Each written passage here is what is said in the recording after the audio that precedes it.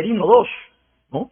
María del Carmen Alba, pues, no piensen que se va a desarrollar otra marcha, ¿no? Y que inmediatamente la señora va a salir en 5 o 6 días. No, no, no, no, no.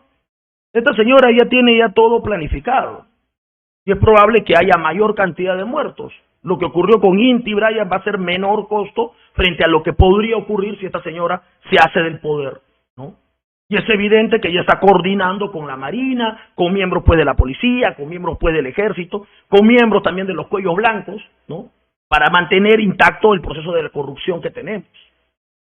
Estos señores que son rezagos de los hacendados que se tuvo en el Perú, ¿no? Estos señores que son los descendientes pues de esa oligarquía mafiosa que tenemos en el Perú, son aquellos que no consideran al resto de peruanos como ciudadanos, ¿no?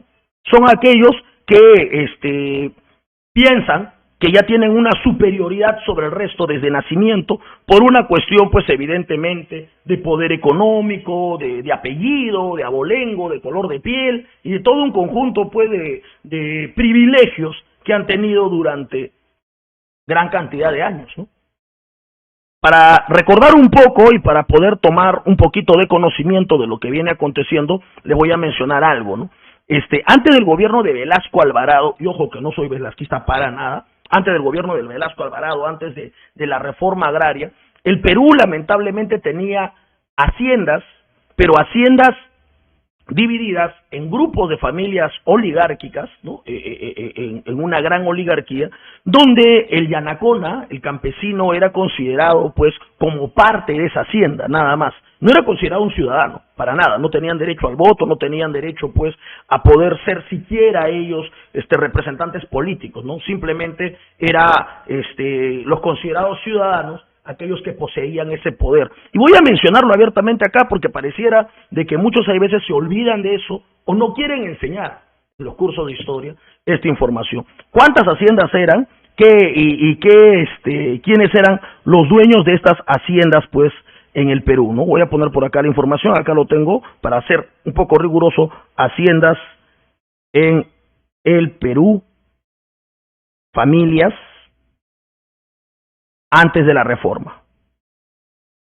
Antes, se les pide a los hermanos, a los compatriotas compartir la transmisión antes de la reforma agraria. Ahí está. Entonces, ¿qué haciendas había, no? ¿Quiénes eran, pues, quiénes eran los que se hacían dueños, pues, de estas famosas haciendas, de estas famosas propiedades en el Perú, ¿no? ¿Y por qué? ¿Por qué se dio eso? ¿Por qué? Porque María del Carmen Alba tiene sus tierras en Ica, pues, ¿no? En Ica todavía su esposo, ¿no? Su esposo, ¿no? Familias, a ver. Reforma agraria es un proceso que en el Perú con respecto a la propiedad de la tierra, la cual fueron promulgadas 3 leyes de la reforma agraria en el año 63, el año 65 y el año 69, después de las tomas de tierra por el movimiento de campesinos a inicio de los años 60. ¿No? La primera reforma fue limitada en la provincia de la Convención en el departamento del Cusco y la tercera fue aplicada por el gobierno revolucionario de las Fuerzas Armadas liderado por Juan Velasco Alvarado. Ahora, ¿quiénes eran las personas expropiadas, ¿no? Y cuáles eran pues las famosas haciendas?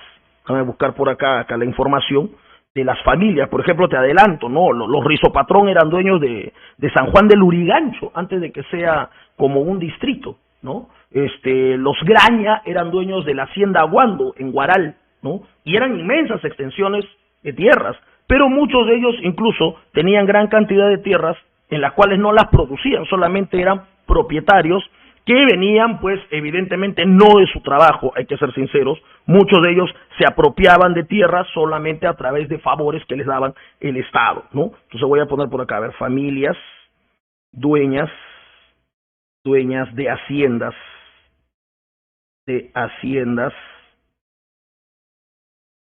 en el Perú antes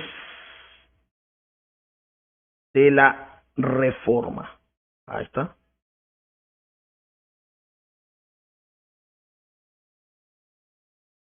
Acá encontramos la élite, pues, que de los hacendados, ¿no? En el Perú, los dueños, los documentos que colocan, pues, con los grandes capitales que se tenía en ese contexto, ¿no?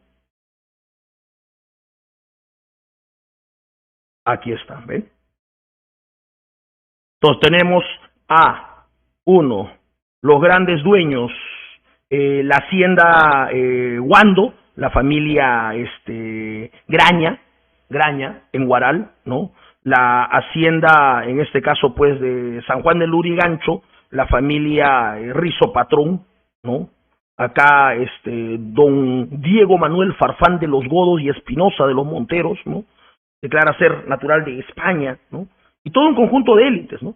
Entonces, ¿qué ocurre posteriormente? Posteriormente a la reforma agraria, empieza literalmente a darse tierras a los campesinos, a los yanaconas, que es una condición económica para vivir, pero también la crítica que se hace es que no se le dio tecnología, no se le permitió dar educación. Esta condición económica generó que en el Perú por primera vez se salga de la servidumbre, ¿no? A los que le llamaban pues yanaconas, a los que le llamaban pongos, ¿no? A que muchos de ellos eran condicionados con cierto tipo de préstamos de herramienta, pequeños pagos que se llamaba el enganche.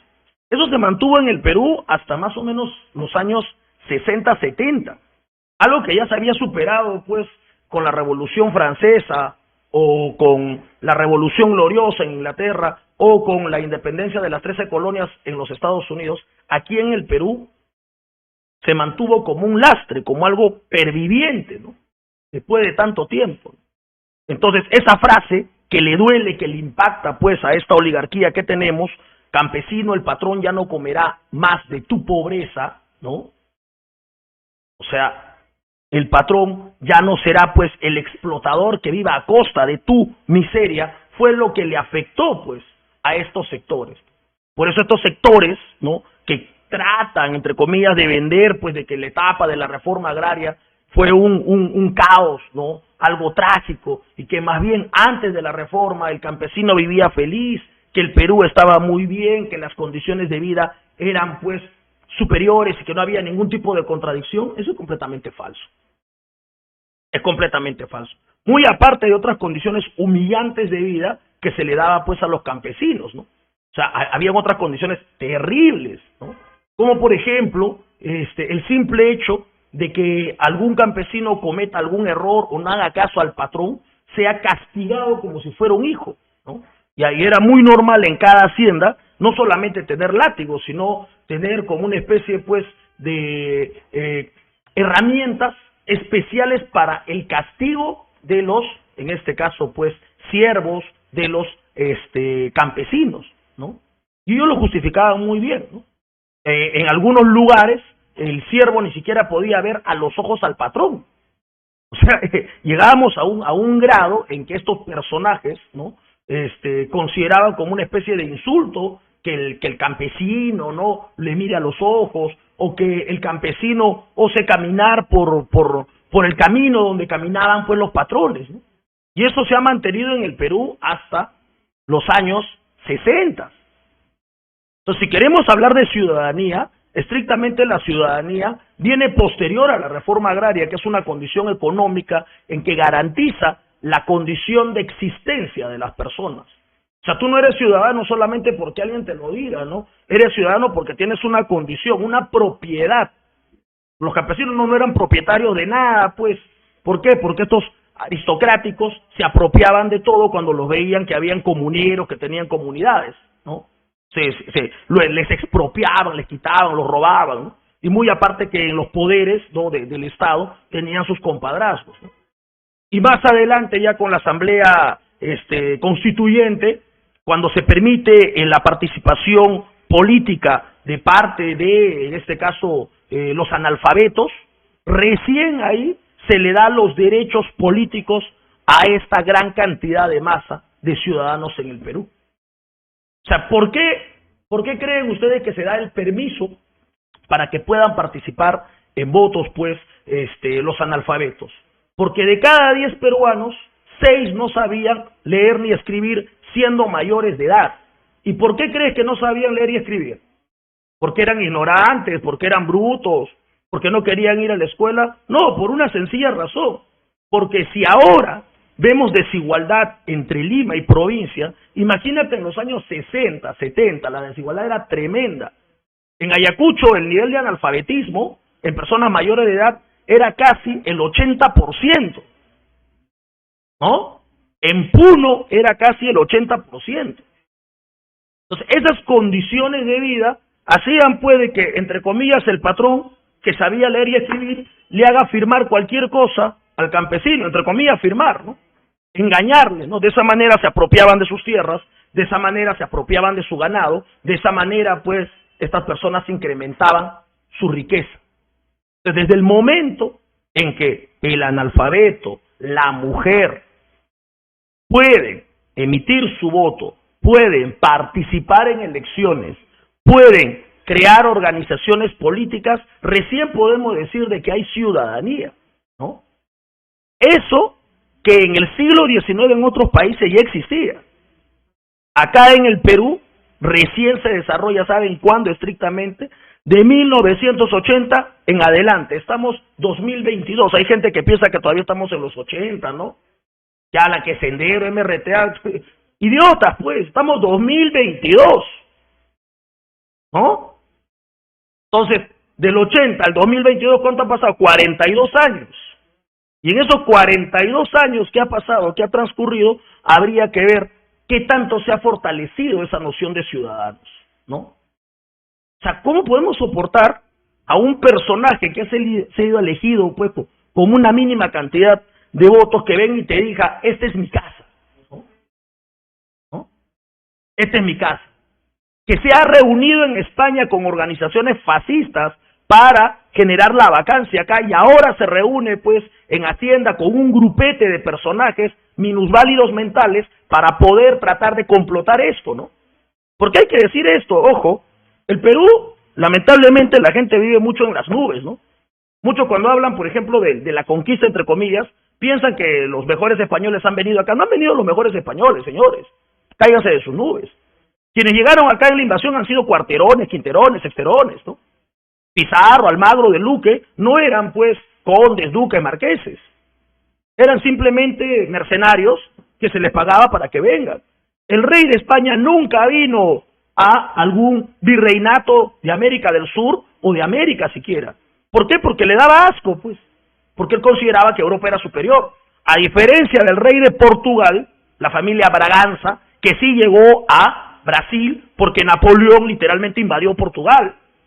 Y no solamente llegó solo este señor Pedro de Braganza, sino se llevó a 150 personas de su corte, y formó su corte en Brasil, y colocó como capital del imperio portugués a Brasil, y nombró a todo ciudadano nacido en Brasil como miembro del imperio portugués. Eso nunca ocurrió en el virreinato del Perú.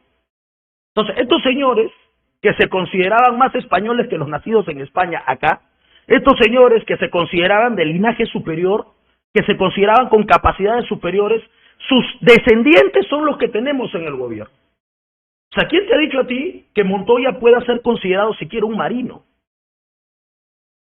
O sea, hay que entender. Marino, lo que tú estás viendo ahorita, allá, por ejemplo, en Rusia, ¿no? Un marino ruso comparado con un marino americano, ahí tú puedes tener por lo menos algún mínimo de noción militar para entender. Estos marinos que tenemos, donde se te dan derrames de petróleo en ventanillas, son seres patéticos, seres inservibles, que ni siquiera guarda algún tipo de respeto o de inspiración como un ser superior. Y ojo, hablo de superioridad en capacidades, no hablo de superioridad de raza, no hablo de superioridad de títulos, ¿no? María del Carmen Alba, ¿no?, estudiante de Derecho de la Universidad de Lima, pregunta, ¿qué punto de comparación tiene, pues, con el maestro Aníbal Torres Vázquez? Ninguno. Entonces, hemos vivido, lamentablemente, la etapa republicana con seres que se creen de una casta superiores, ¿no?, en cualidades, en virtudes, pero en realidad las consecuencias de estos seres ha sido que tenemos un país tercermundista, primario exportador, patético, mediocre, con seres cobardes, pusilánimes, carentes de siquiera algún tipo de normativa para poder generar este país de más desarrollo. Estos seres se arrodillan frente a Repsol, estos seres se arrodillan frente a las grandes transnacionales. Por eso es que el gran maestro, ¿no?, Manuel González Prada, cuyo verdadero nombre, les voy a mencionar porque algunos solamente se quedan con ese nombre de Manuel González Prada, pero estos señores pues tenían abolengo. O sea, por eso yo digo, si yo respeto un blanco, el verdadero blanco que yo, por lo menos a nivel del ámbito intelectual, puedo haber escuchado, ha sido pues don Manuel González Prada, y este señor sí tenía abolengo, ¿no? Su verdadero nombre es José Manuel de los Reyes González de Prada y Álvarez de Ulloa. Ese es su verdadero nombre. Papá español, mamá francesa. Pero como a él no le gustaba la guachafada de tener nombres compuestos y apellidos compuestos, se lo recorta a Manuel González Prada, que hablaba 5 idiomas. Fue profesor político de Víctor Raúl Haya de la Torre y José Carlos Mariátegui. Inspiró a César Abraham Vallejo Mendoza, inspiró al gran pues Abraham Valderomar. Y Manuel González Prada, siendo aristócrata, blanco entre blancos, ¿qué era? Anarquista. Ser anarquista en el siglo XIX, literalmente pues era el ser subversivo más radical de esa época. Manuel González Prada, como anarquista que es, tenía en sus principios prohibido tener un partido político. Fundó un partido político, pero luego se alejó de él. Manuel González Prada es el que lucha por las 8 horas laborales en el Perú. Quienes lucharon por las 8 horas de trabajo acá en el Perú no fueron en principio ni los comunistas ni los apristas, fueron los anarquistas. Los que pelearon en el Muelle Dársena del Callao, los que pelearon en la Textil Vitarte, fueron los anarquistas. La primera organización anarquista política se llamó el Sindicato Estrella del Perú, de panaderos. Y si mal no recuerdo, el dirigente era Manuel Lévano, el padre de Delfín Lévano. Y Manuel Lévano seguía bajo los principios del maestro Manuel González Prada. Por eso no es casual que en la zona de Vitarte, que era considerado como una zona alejada de Lima, se funde pues la primera universidad popular. ¿Y cómo se llamaba esa universidad popular? Manuel González Prada. ¿Cuál era el objetivo? Unir el músculo con el cerebro. Es decir, el trabajador, que es el músculo, no basta que tenga solamente su fuerza, su físico, ¿no? Su hombría y virilidad. Tiene también que tener cerebro. ¿Y el cerebro quién era? El intelectual. Por eso es que vas a encontrar que en esta universidad popular, que solamente funcionó 2 años, porque el gobierno inmediatamente lo cerró por actos de sedición, etc., quienes acudían a enseñar era Jorge Basadre Grotman, José Carlos Mariátegui, Víctor Raúl Haya de la Torre, ¿no? O sea, eminencias de esa época. Se ensuciaban los zapatos para formar, pues, literalmente a las nuevas generaciones. ¿Qué dice González Prada concerniente a esta situación, pues, de discriminación, de racismo, ¿no? De parte de la misma clase, pues, oligárquica que tenemos de gobierno acá en el Perú, ¿no? Que supuestamente se considera superior, que supuestamente se considera digna y de amplias virtudes, pero que en realidad en los hechos no lo demuestra para nada. ¿Qué dice González Prada? Voy a citarlo, ¿no? La obra se llama Horas de Lucha y el tema es sobre nuestros indios. González Prada manifiesta lo siguiente: la condición del indígena puede cambiar de 2 maneras. O el corazón de los opresores se conduele al extremo de reconocer el derecho de los oprimidos, o el ánimo de los oprimidos adquiere la virilidad suficiente para escarmentar a los opresores. Si el indio aprovechara en rifles y cápsulas todo el dinero que desperdicia en alcohol y en fiestas, si en un rincón de su choza o en un agujero de una peña o cueva escondiera un arma, cambiaría de condición, haría respetar su propiedad y su vida. A la violencia respondería con la violencia, escarmentando al patrón que le arrebata las lanas, al soldado que le recluta en nombre del gobierno, al montonero que le roba el ganado y bestias de carga. Al indio no se le debe de predicar humildad y resignación, sino orgullo y rebeldía. ¿Qué ha ganado con 300 o 400 años de conformidad y paciencia? Mientras menos autoridades sufra, de mayores daños se libera. Hay un hecho revelador. Reina mayor bienestar en las comarcas más distantes de las grandes haciendas. Se disfruta de más orden y tranquilidad en los pueblos menos frecuentados por las autoridades. En resumen, el indio se redimirá a merced de su esfuerzo propio, no por la humanización de sus opresores. Todo blanco es más o menos un Pizarro, un Valverde o un Areche. González Prada. Pregunta, cuando los aristócratas hipócritas de las clases altas, o sea, los blanquitos de Lima, hablan de González Prada, ¿citan esto? ¿Manifiestan su posición política? ¿Toman en cuenta su quehacer político? No. Solo, a lo mucho, tocarán el discurso del Politeama y eso. A lo mucho lo tocarán brevemente, ¿no? Tocan lo que les conviene. ¿Por qué? Porque evidentemente saben que va a agarrar carne, pues. Porque hay que ser sinceros, ¿no? La historia que tenemos es una historia que justifica literalmente a estos grupos de poder, que justifica sus deficiencias, que justifica sus carencias, que justifica todas sus atrocidades que han hecho. Porque si hubiéramos tenido gobernantes muy buenos y excelentes, el Perú sería potencia, pues. O sea, no tendríamos nosotros acá que estar padeciendo de un sistema de salud desastroso, de un sistema educativo por los suelos, ¿no? De militares cobardes y mediocres, pues, ¿no? Y no tendríamos presidentes en las cárceles. Si el Perú fuera potencia y los gobernantes hubieran hecho su labor, literalmente, pues, las condiciones periodísticas que tenemos serían distintas. Pero no, la realidad es que hemos tenido un grupo de gobernantes cobardes, bestias, patéticos, hipócritas, de doble moral o triple moral, ¿no? Mediocres en todo el sentido de la palabra, y que lamentablemente las consecuencias las tenemos acá. Las consecuencias están cantadas, ¿no? O sea, nada más patético pues que tener a la hija de solamente su única virtud es apellidarse Fujimori, que haya llegado 3 veces a segunda vuelta en las elecciones.